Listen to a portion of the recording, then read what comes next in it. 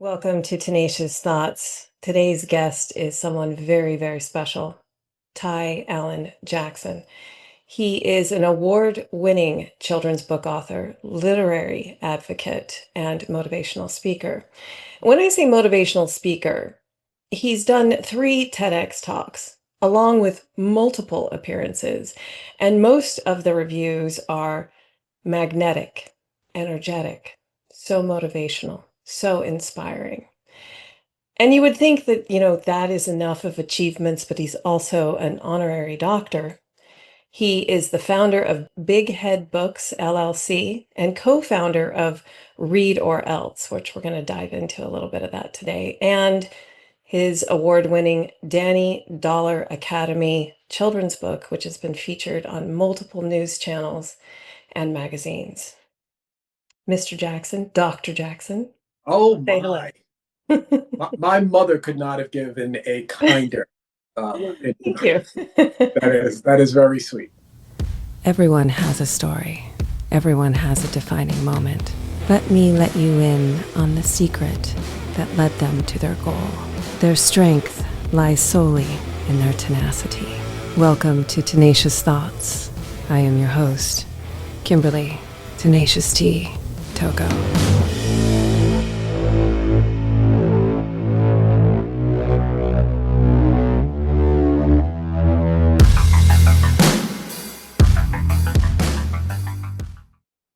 So, one of the reasons, speaking of your mother, that I wanted to Mhm. have you on today is when I'm doing we like to say research, but let's face it, when I'm stalking my guests, trying to find some information, you are a self-proclaimed mama's boy. Oh, huge. Proudly. I need to get like a shirt That that, says mama's boy. yeah, that this is Mama's boy. That will be an inevitable tattoo. But yeah, my mother single-handedly raised me. A kid from New York City. My mother was the catalyst for everything, for my joys, for my passions, for my energy, for my temperament.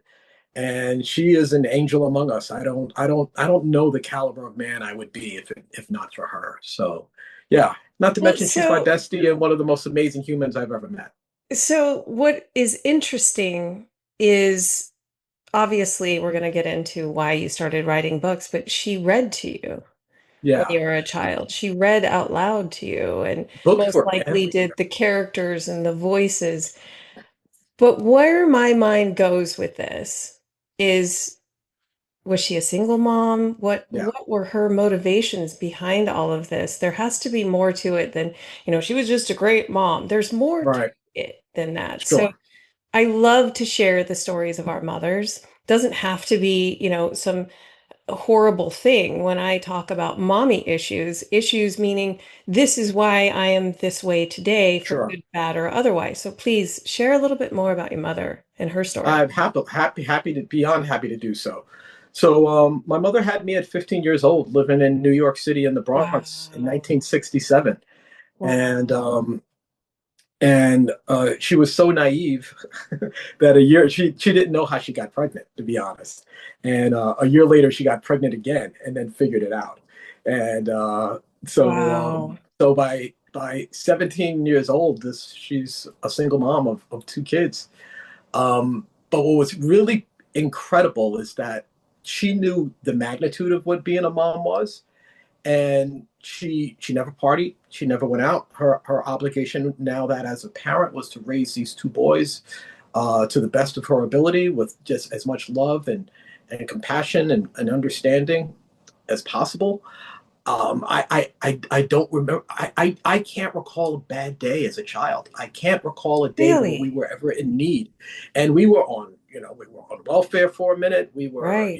living with my grandparents for a while, but we never not had a need. We never didn't know what love meant, and and one of the things that was prominent about her is that despite being a young teen mom, books were everywhere. She was always reading. Books were in every facet of the house, from the bathroom to the dining room to the living room, certainly the bedroom. and she would read to us on her bed, which as a child, your parents' bed seems like a throne, Yes. like this magical place, and then she would read to us with such energy and um, that it was like Broadway theater in front of us all the time, and that's where my passion for love and books came from. After that, comic books, as you can see behind me, I'm a big Yeah. comic book fan. That That was became our my passion. generation too. I Yeah, mean, for sure. That was our generation. And so yeah, no, my mother was a superhero to me, and she worked numerous jobs, went to school, got her degree, and and just was just this prolific, larger than life person, and still is. So I everything I am, everything I've become, everything that I'm going to be, I attribute to her. She's the most amazing human I've known, and unfortunately to call her not just my mom, but my best friend. I love that so much. And a very key point for me was your mother making sure she took the time to stimulate your imagination. When children, especially before the age of 5, are so driven by their imagination. They're not driven by what is happening in the world at all. They're driven by what stimulates their imagination. And too many times we throw these kids in early, school or Yeah, kindergarten that's offered, and really it's just daycare. And they're not getting that stimulation. If anything, I feel that school, especially early school, shuts that brain down, that I side of you agree. down. And you got to learn this, you got to learn this, you got to learn. No, they have gifts inside of them. Allow this imagination to come out. I have a son who is autistic, very heavy on the spectrum, didn't speak till 5, and that was the only thing that worked for us. I Mm. would sit and I would read and I would do the voices because he sees things like movies, and your imagination did the same thing for you. You saw all those stories she was telling you as a movie, right? And it's funny you say that because that's how I write. I write visually, and what I mean by that is that in fact I would never default myself as a writer. I would never call myself a writer. I'm a storyteller, Yes. and the power of story is story is around us all the time. We're all storytellers every Yep. single day. When you come home from work and your significant other, says, "How was your day?" You tell them a story. Hmm. If you've seen a movie, you tell them a story about the movie. So I define myself as a storyteller, but having that foundation of imagination at such an early age is certainly the foundation of me becoming the author that I am today, and writing in a way where it's easier for kids to visualize what it is that they're processing, as opposed to just reading words on a page. So I like to think that I write very, very visually. Because that's what a story is. A story is a way to visually take someone to a That's right. place where either they've never been or where they have been, but also inspire them to come out of that place. And it's funny, I've interviewed a lot of people. Not everyone sees that Mm, things are like a movie. A lot of the times when I'm reading, I just see words and I'm like, how? How do you just see words? right. And so that is a very real thing, and that's what makes a writer a teller of tales, because that's what we're doing. We're Well telling said. tales. Yeah, Amen. Love it. in a very unique way. Before I get off the subject of Mama's Boy, Okay. this is a cultural thing, which is so unique. In my skin color, if we want to put it that way, if a man comes out and says he's a mama's boy, you run from that person. You run from that person. And it Interesting. comes Yeah. down to Yeah. Black women and their heart space, and a mother, praying over her children and singing to her children. And yes, becoming a mama's girl, mama's boy is ideal in your culture. In my culture, it's like, oh, there's something wrong with him. Mm, Stay far away from him. His mother obviously was a narcissist. It's completely yeah. different Yeah. for and I want to emphasize, because that's one of the reasons why we decided to kind of talk to each other, is the uniqueness of the soul of the mother in these cultural differences. What is your experience with that, if any? Well, I mean, being raised by a mom, and oddly, well, circumstantially perhaps, being raised in an environment where a lot of kids in my community are raised by single moms. I will definitely say, and also growing up impoverished and in the hood, there was such a strong sense of community, and that community is founded in predominantly by everybody's mother was everybody's mother. Like, Yeah. we all looked out for one another. And, so it wasn't just my mom. It was Mrs. Johnson from down the hall. It was Mrs. Edelman from over around the corner. It was all this matriarchal community that was Hmm. so drenched in support and love and compassion and understanding, as well as,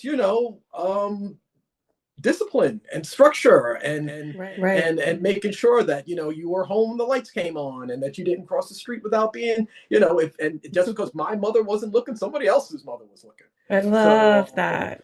so yeah, so there was this ridiculously beautifully strong sense of community, and that was predominantly driven by the mothers of the community. And I think that in conjunction with having, like, just such a strong mother at home is maybe why in Black culture, mothers are not just viewed as the leaders in the household, um, but also just kind of the catalyst for culture in the first place. Just Yes. the way that their love and their perseverance, Hmm.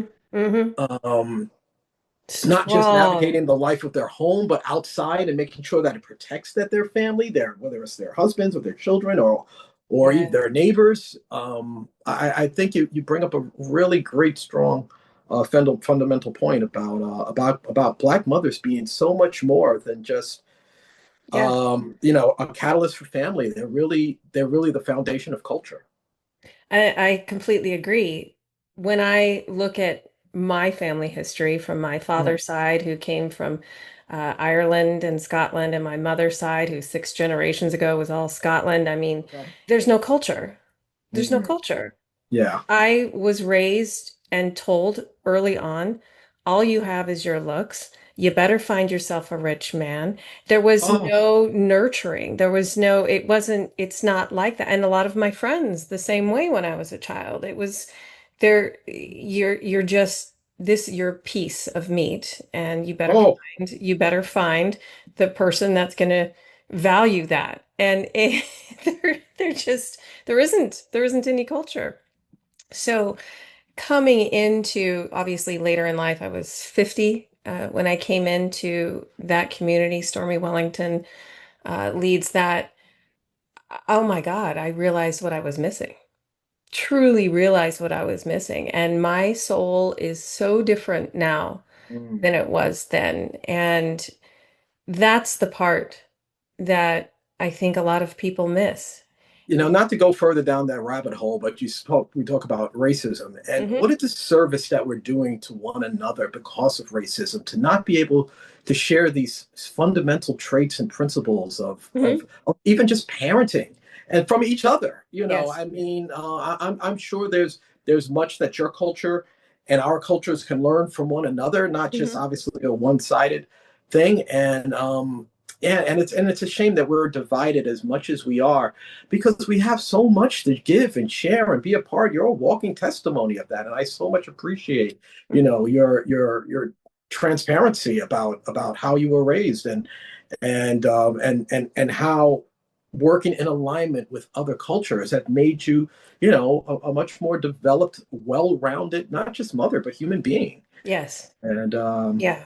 yeah, I mean, come on, people. We can work together, and it's so much Absolutely. easier to work It is so together. much It's easier. so much more easier than this divisiveness and Let's fast forward a little bit to you sure. have your own children, and you have had this wonderful example of parenting, and you have your own children, but you yourself didn't read to your children in the beginning, from what I understand. Well, Is that true? it's not.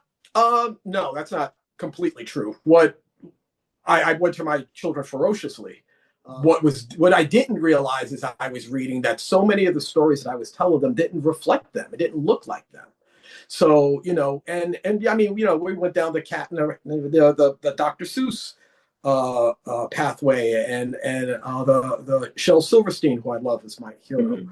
by the way. And the Hungry Caterpillar and Goodnight Moon and all the things. But Yeah, there were so few books that spoke to my children, my Black children, that looked like them and represented them. I mean, there right. was A Snowy Day, which was written by a white man, but no shade on that, because he was kind enough to have the foresight to expand and Sure. show kids represented, Black kids represented in a normal space. And I think that's the thing that's important for me, especially as an author, is that Yes. I want my characters to resonate with everyone. My characters, albeit Black, do not tell Black stories. It's not about their Black plight. It's not about their Black anything. Right. It's just about them being children. And Yeah. it's one of the reasons why I think I've had some levels of success, because any child from any gender, from any religious or economic background can read my books and read them for what they are. And that's just, enjoyable tools of entertainment. We talk about visual and especially with young children, and you're Yeah, absolutely right. I didn't realize that there were no Barbie dolls that had black skin. I that's didn't right. realize there were no Disney movies that didn't have black skin. That's right. And I can't imagine being a little girl wanting to escape or wanting to be that princess or wanting to be part of that story and not seeing their color. I, I just, it baffles me. I mean, Yeah. we know why it happened, but at the same time, where did a child go to learn or at least connect to them? And so Yeah. this is part of what inspired you to start creating stories, correct? Correct. That is definitely a tremendous part of what, because I look back at myself as a young child, and being able to see Peter Parker and and um and Batman and Superman and Wonder Woman and all these characters who I idolized so much, and then Yeah. realized that and it didn't happen right away either. It was years later that I realized I was really relishing in these stories and in these characters, and that none of them looked like me. And then if you realize, if you think about, like, what do superheroes stand for? They Hmm. stand for goodwill, Hmm. honor, courage, integrity, strength, and just being cool. And like, Resilience, and if you don't see tenacity. those characters represented in people that look like you seem to sometimes think, it's like, subconsciously, that that's what they are. What am Right, I? And right. so when I first started seeing, like, my first Black superheroes, a comic is right here, Luke Cage. It was the first time I had ever seen a character that had superpowers that looked like me. That was like in a comic book, and it was so profound. And it's today why 2 out of my 6 books are superhero books featuring a Black kid as the protagonist.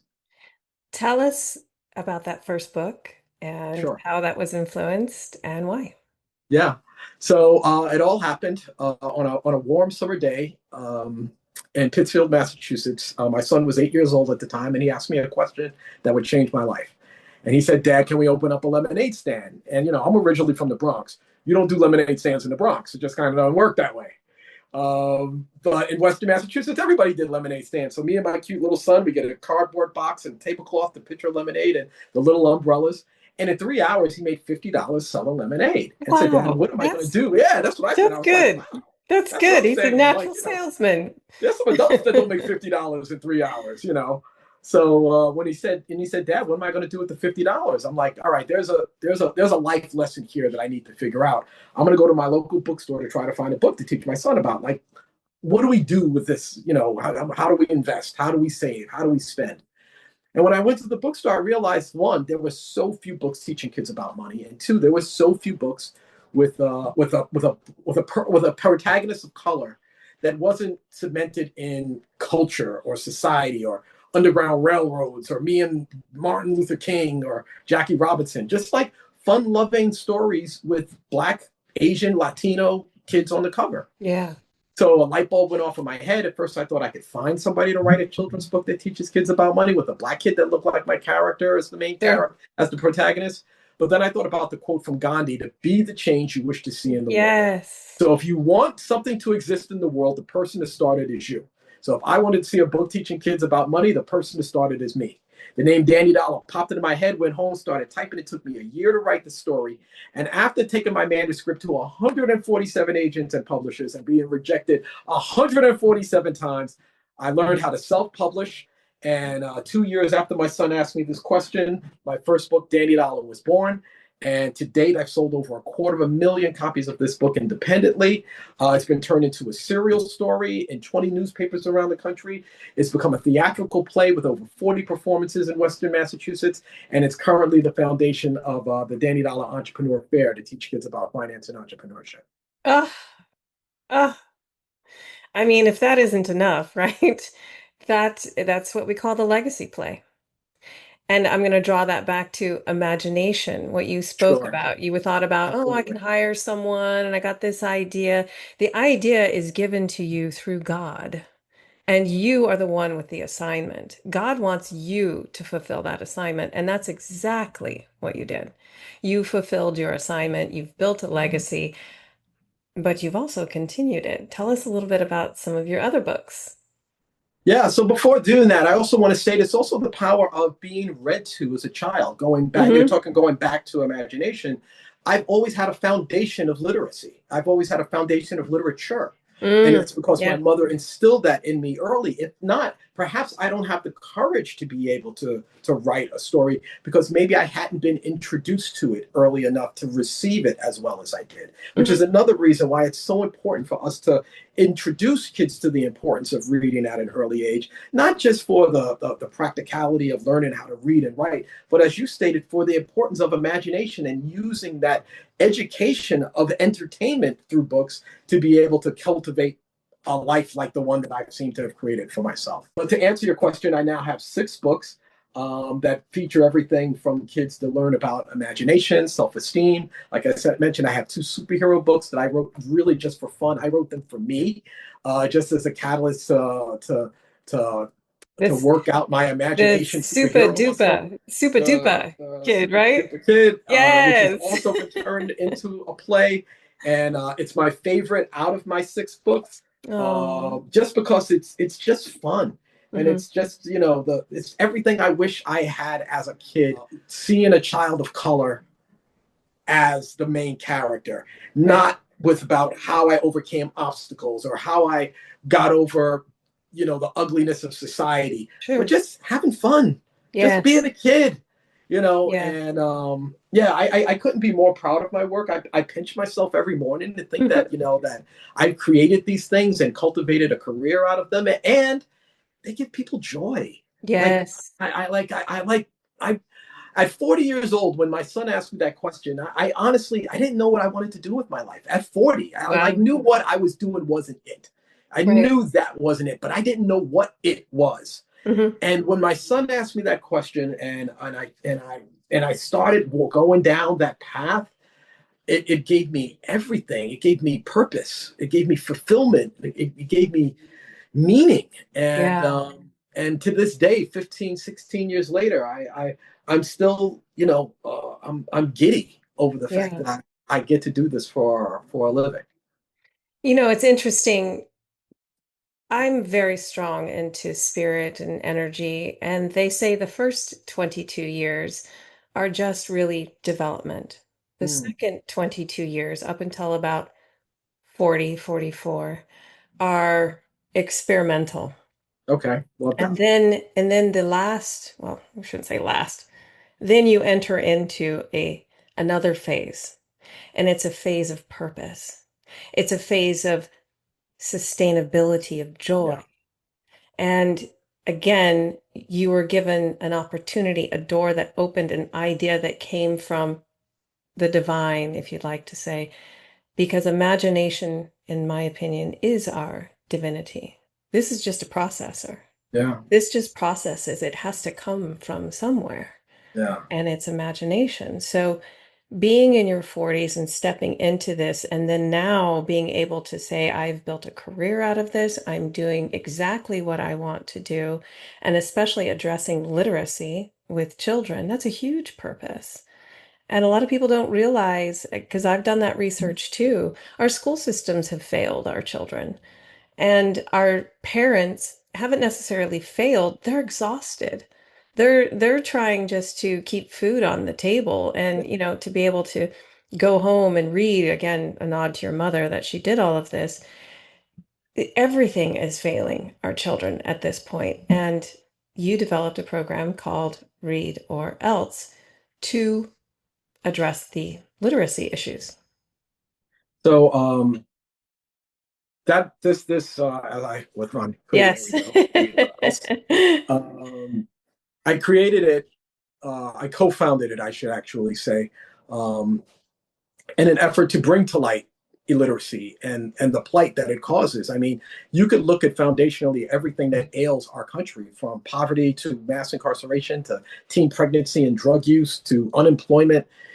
It's all directly, not indirectly, directly connected to illiteracy. And Yeah. actually, this program was actually the foundation of a program titled FULL, which stands for Families United Through the Love of Literacy, where Mm. my business partner and I worked with incarcerated parents to talk with them about using books as a tool to connect with their children. So we would go there and meet with them on 3 separate sessions. We would talk to them about illiteracy and how impactful it is. We would assist them in Mm. reading my picture book titled When I Close My Eyes. And then Ah. we would record them reading this book. And then we would take that recording along with the copy of the book and send it to their child so Oh, that they can have their parent reading them a story whenever it is okay. that they want it. We're going to pause just for a moment, just so the listeners can re-listen to what you just said. You take parents who are Yes, in prison in prison. and you record them reading this book and you deliver that to the children who can't be Correct. with their parents and listen to this book along with the book, creating a bridge and a bond of exactly that, the That's importance exactly of right. literacy and storytelling. Oh Yeah. my God. So if I It's, can add to that, yes, we did yes. this program, my business partner and I, my former business partner and I, we did this program for 6 years. Wow. In the Commonwealth of Massachusetts, the recidivism rate is 47%. So basically, 50% of the people who go out come back. Within the 600 participants that participated in the full program, our our percentage, we were at 8% recidivism. 8. Wow. So our emphasis of not just literature but family. We really, as my business partner used to say, we want you to focus on something greater than yourself, and that's Right. in essence almost always your children. Oh my And God, and yes. also using it as a tool to make sure that they don't repeat the cycle of Hmm. incarceration that is prominent within families by promoting the importance of reading. And what was really beautiful, because the majority of these parents had never read a book to their children before, Yeah. so to have that opportunity to do that, and then after they read the story, they would close the book, they would look in the camera, and they would talk to their child. I'm actually goosebumpy now as I talk about it. Love And the that. messages and that poured out of these men and women were just there are no words to express the humility, the love, the compassion that they had for their children. It was a beautiful sight to behold. And nothing feels better than that. The service of that. Yeah. It's it truly is what humanity is all about, not just being a human being, but being human, right? Amen. Amen. And again, the storytelling is knowledge. We're teaching them early on to absorb knowledge and how to expand on that knowledge. And that really is a piece that is missing today, is just the encouragement of knowledge. So kudos to you. Thank you so much for doing this, for following your God spark. I have a couple of other little things Let's that I go. want Let's do to it. bring to the. I have to get my notes. I'm not that good. How does Spider-Man work into all of that? So Spider-Man was the first comic book that I read that really connected with me. And so remember, I'm a kid from the Bronx. Comic books become my gateway into reading. My mother's Mhm. reading me these picture books, but once I started reading on my own, comic books are the thing that I align with. And then I discovered Spider-Man. And so Peter Parker, Spider-Man, is a kid from Queens who loves science, who's awkward around girls. I am a kid from the Bronx who is awkward around girls, who also loves science. So there was this, and Spider-Man is a kid. And Yeah. so there was this connection, unlike Iron Man or Batman or Wonder Woman or Hulk. These are all adults living adult lives. Spider-Man's a Yes. kid going to school, just like me. He lives in the Bronx or lives in Queens. I live in the Bronx, Yeah. which is a stone throw away. He loves science. I love science. He's awkward, gets bullied, and like, so we all have had that Hmm. experience. Hmm. So it really resonated with me, this whole Peter Parker thing. His grandfather died at an early age. My grandfather died at an early age. So, and we were very close. We lived with my grandparents at the time when I discovered Spider-Man. So even his losing Uncle Ben and me losing my grandfather was like this thing that really intertwined and connected us. Not to There, mention like that alter ego, when that Peter Parker is kind of a meek teenager, but when he puts on that mask, he becomes this flamboyant, yes. energetic, charismatic, charming person. And I felt like I was this meek kid also who wanted to have that kind of boisterous Hmm. persona. And so there was just so many alignments between Spider-Man slash Peter Parker and myself. Not to mention, he was just cool. I Yeah. mean, he was a cool superhero. Yes. And the other thing that Stan Lee, who created Spider-Man, Yep. we went to the same high school, by the way. So I want to Oh emphasize my God. that, That's so that like I walked through the halls like Stan Lee did. wow. He stated something that I never heard before. I discovered this about 10 years ago in an interview. He said the one distinctive thing about Spider-Man that you can't tell, as opposed to most other superheroes, you can't tell what he is. You can't tell Right. if he's black. You can't tell if he's white. You Hmm. can't tell. He's covered from head to toe. So children can literally see themselves as Yeah. this character, Yeah. because there isn't this, the optics of him don't showcase who he is. In Hmm. essence, he can be anybody. Yeah. And so that was a huge part of like me receiving Spider-Man as not only my favorite superhero, but like just really someone to idolize and maybe even emulate. Yeah. Absolutely. Because the mask allows us to command our own labels. We don't have to be anyone but who we choose to be when that mask is on. That's absolutely right. And most children feel extraordinary. Children don't feel ordinary. Children don't feel less than. Children feel extraordinary. But again, this world slaps labels on them from the very beginning.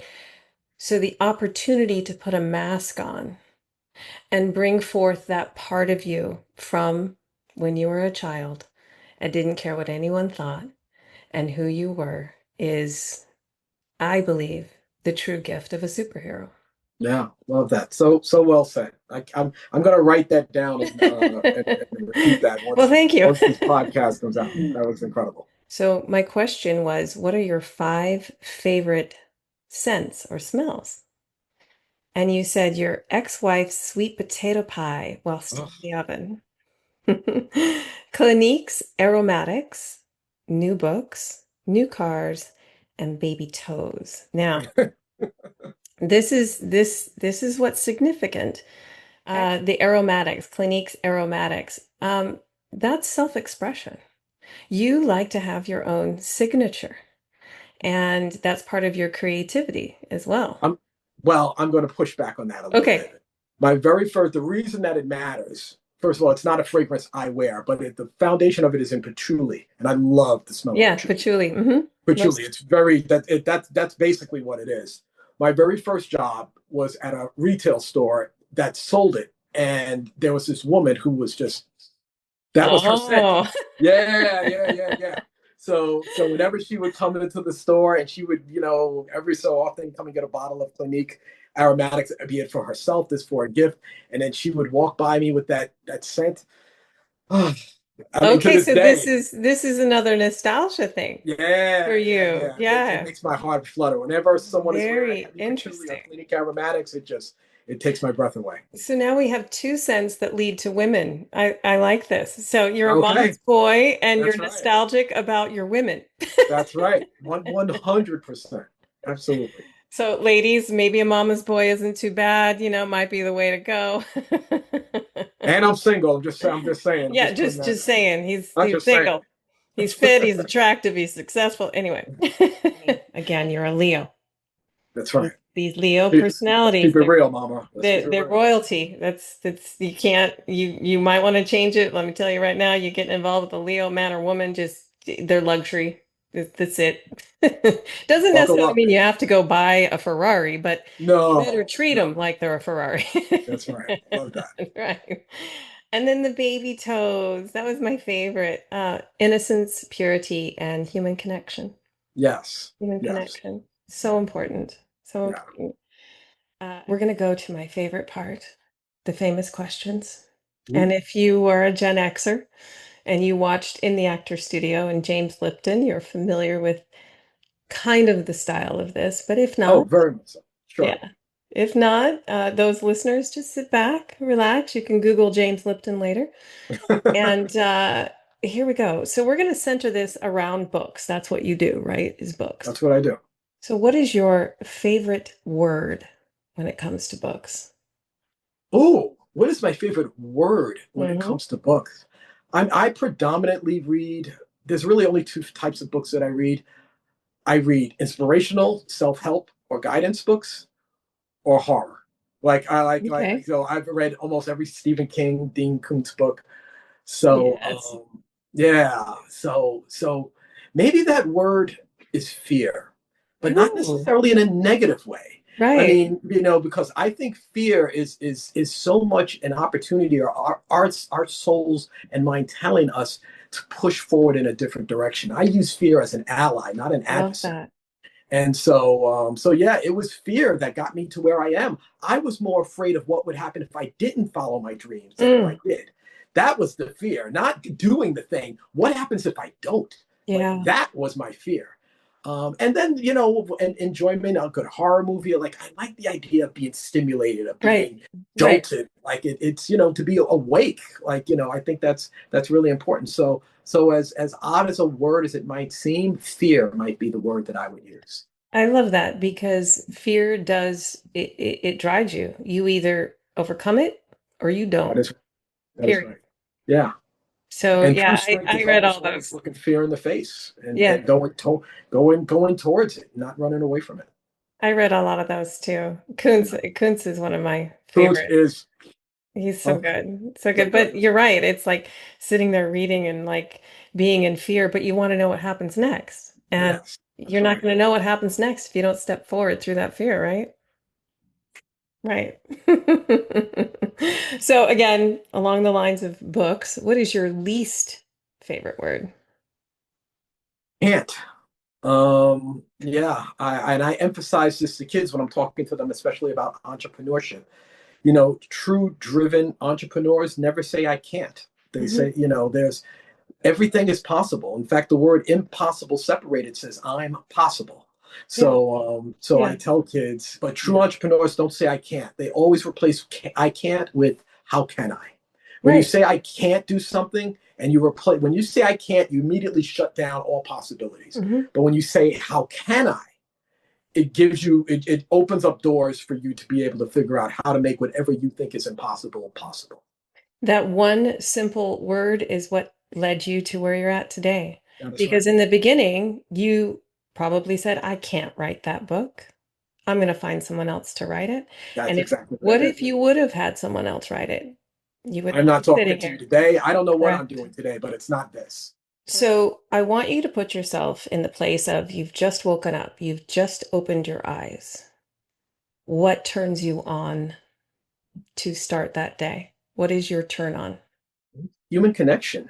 I am very much an extrovert. I feed off of energy.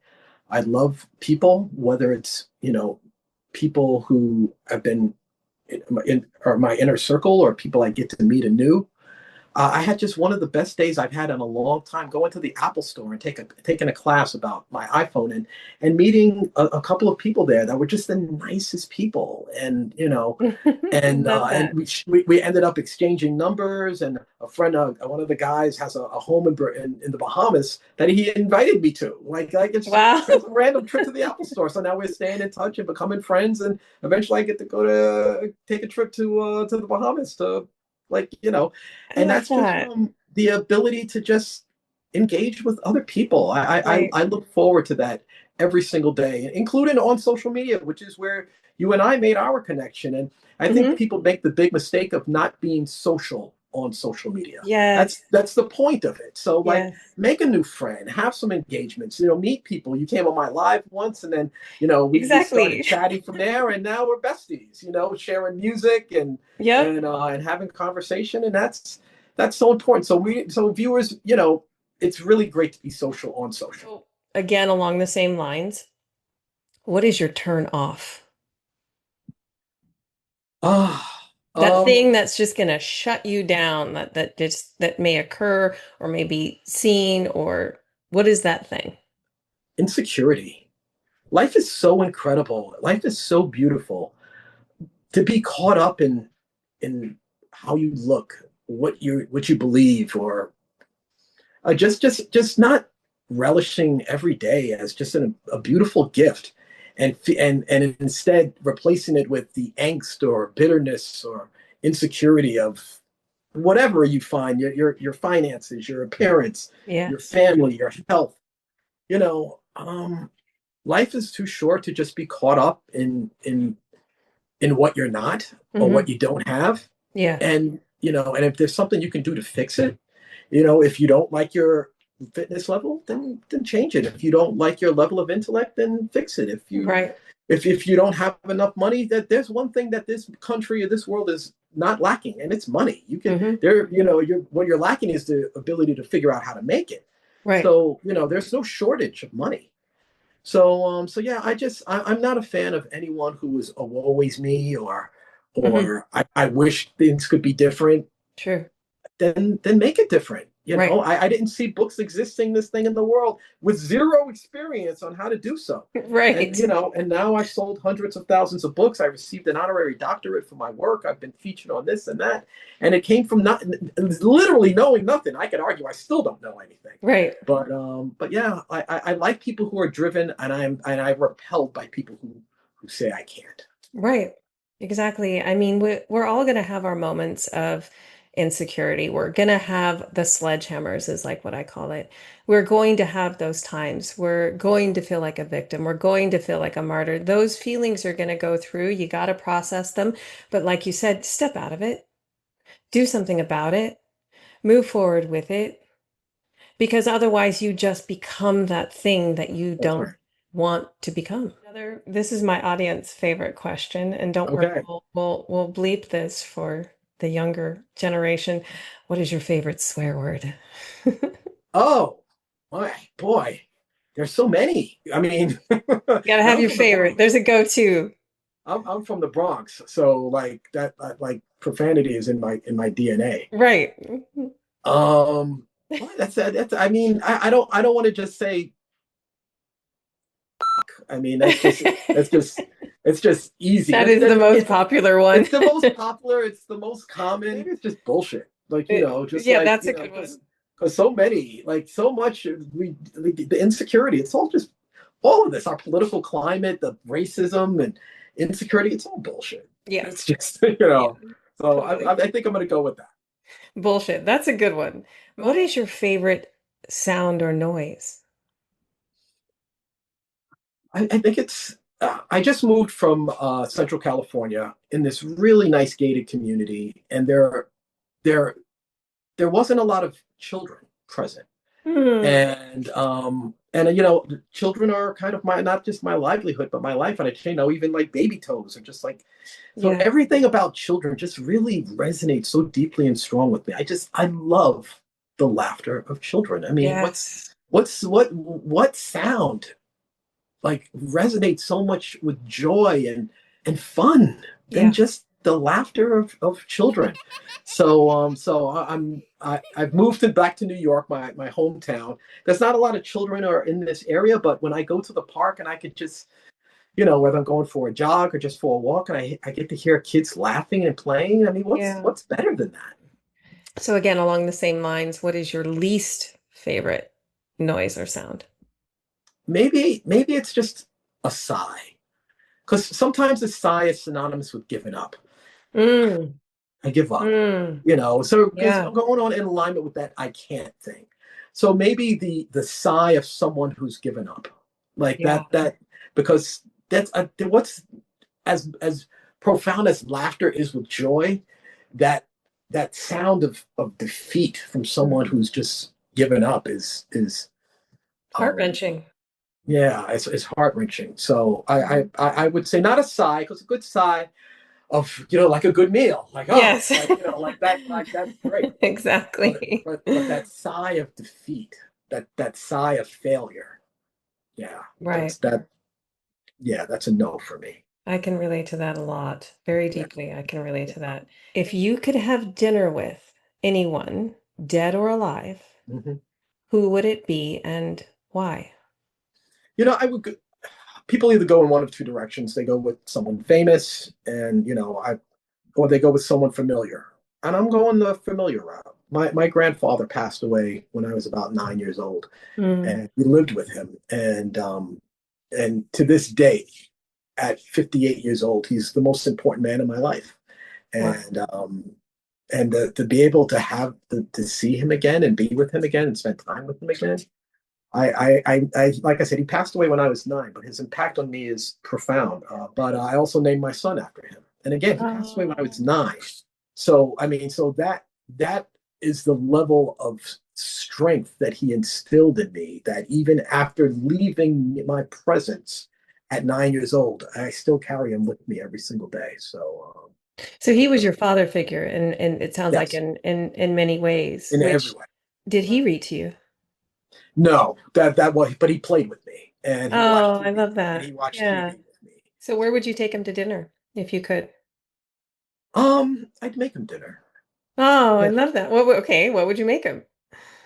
What can you cook? Okay. I mean, single ladies, listen up. What can you Okay. I just yesterday, if you go to my Instagram story, you'll see it. I don't eat a lot of fried food, but my mother, who I'm staying with now, in the Bronx, Oh, I love that. yeah, she was diagnosed with cancer a Mm, few months ago, I'm sorry. and um, and I moved back from California to New York in part to be with her. That's beautiful. So What yeah, comes around goes around. amen. 100%. So she craved fried chicken. So yesterday I contacted my Oh, I son. did see that. Yeah. Yeah, who is an amazing chef, and he gave me this great recipe. It's the best fried chicken I've had all year, It looks and good. probably only the fourth time I've actually even made fried chicken. But that's probably not what I would give him.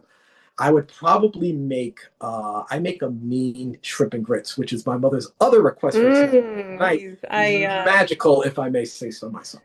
I've had the privilege of, especially in Atlanta, some sh grits my first time in Atlanta with lots of butter. Oh I had no yeah, idea what I was missing my whole it's life. an experience. Yeah, But it's all about the grits, though.